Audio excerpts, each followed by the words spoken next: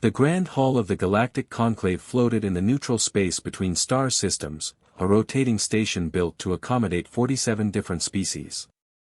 Ambassador Cale Drayson of Earth stood at the center podium, his broad shoulders relaxed, his expression unreadable. The Varadi delegate, a towering insectoid creature with 6 eyes, clicked its mandibles in amusement. Humanity has been a member of the Galactic Union for merely 2 centuries. You are children. Infants. Your oldest warship is what, 400 years old? Polite laughter rippled through the chamber. Cale smiled slowly. He did not correct them. Not yet. The Krellin Empire had pushed too far this time. 3 human colony worlds blockaded. 17 civilian vessels boarded and stripped. The Galactic Union's response had been predictable: committees, negotiations, carefully worded condemnations. Words that meant nothing. Admiral Renata Cole sat in her command chair aboard the UES Perseverance, reading the Union's latest diplomatic memo. She crumpled it. She opened a different channel instead, one that bypassed all Union frequencies. And spoke 2 words into it. Wake them. Somewhere deep beneath the ocean floors of 7 different planets, beneath bedrock that had not been touched since before recorded history, enormous structures hummed to life for the first time in millennia.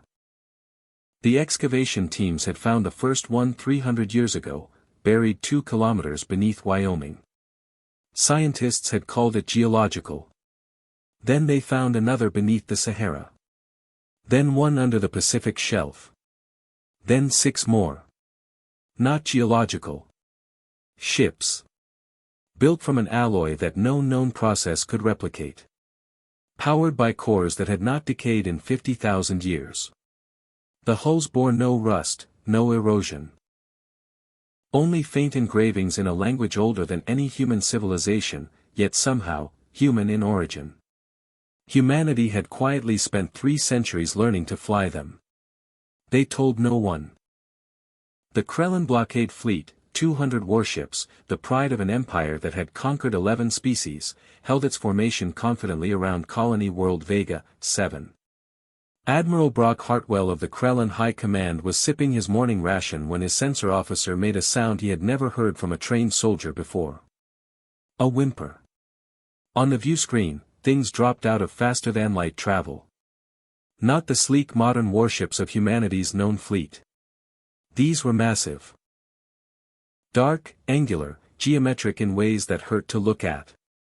Each vessel was 3 times the size of Krellin's largest dreadnought. There were 40 of them. They moved in perfect silence. No engine trails. No energy signatures. Nothing the sensors could lock onto. They simply were there. Krellin Command. Hartwell's voice barely worked. What are those?